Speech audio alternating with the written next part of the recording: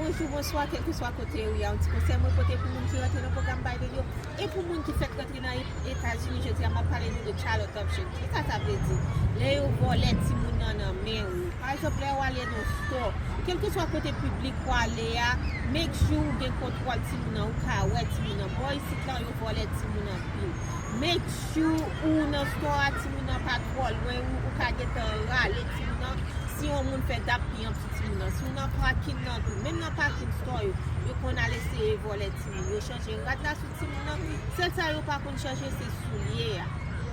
les nous dans la rue avec ti moun les nous dans parc avec ti moun make sure nous ka ouais ti moun pas quitter ti moun bien loin ou sinon nous dit avec un ti moun là jouer tout non si moun boy ici kounya dans pays ça tout yo kon fait job yo voler pour ti moun tout on va nous sacrifier nous t'es un petit film connaît qui t'est allé avec mon frère avec un petit clip et puis bon Dieu pour lui t'a regardé ti moun et puis nous ti moun paraît bien embrasser par là et puis ti moun dit come on il pas plus prendre par là la pour avec ti moun même moi son ti moun la pour avec tout maman pour elle regarde lui ouais c'est monsieur si fi a venir pour remettre petite par là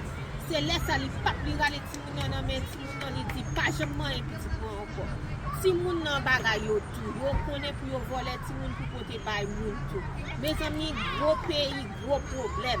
toujours kebe ti moun yo nan men nou les nan store quel que soit côté nou là c'est tout ça me dégoûte l'union fait la force